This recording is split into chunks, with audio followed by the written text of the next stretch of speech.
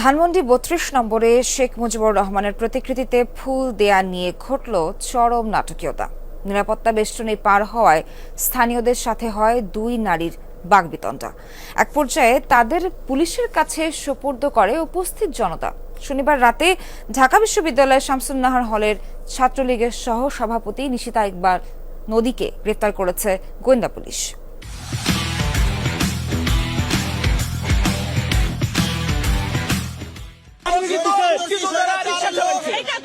শনিবার সন্ধ্যায় ধানমন্ডি ৩২ নম্বরের নিরাপত্তা বেষ্টনী পার হয়ে ভেতরে প্রবেশ করে দুই নারী। এ সময় তারা শহীদ বুদ্ধিজীবী দিবস স্মরণে শেখ মুজিবুর রহমানের প্রতিকৃতিতে ফুল দিয়ে শ্রদ্ধা জানানোর চেষ্টা করে।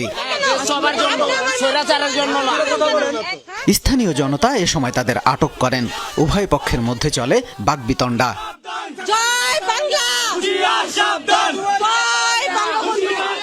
সাধারণ মানুষের সাথে তর্কে জড়িয়ে পড়া এই নারী হচ্ছেন মডেল ও চিত্রনায়িকা মিষ্টি সুভাষ, অপরজন নীলুফার ইয়াসমিন। পরে তাদের ধানমন্ডি মডেল থানা পুলিশের কাছে হস্তান্তর করা হয়। আজকে 14 ডিসেম্বর শহীদ বুদ্ধিজীবী দিবস। সেই দিবস উপলক্ষে আমি একটু বাইরে বের হচ্ছি। আমি এখানে আমি আসতে পারবো না। এটা বঙ্গবন্ধুর বাংলাদেশ। আপনারা যদি দেশকে ভালোবাসেন, দেশের কাজ করেন, নারীকে নিয়ে মডেল মিষ্টি সুভাষ এর আগেও ঢাকা বিশ্ববিদ্যালয়ের টিএসসিতে শেখ হাসিনার জন্মদিনের কেক কেটেছিলেন। সেই দিনও উপস্থিত মানুষদের সাথে জড়ান বিবাদে, যা রীতিমতো সামাজিক যোগাযোগ মাধ্যমে ভাইরাল।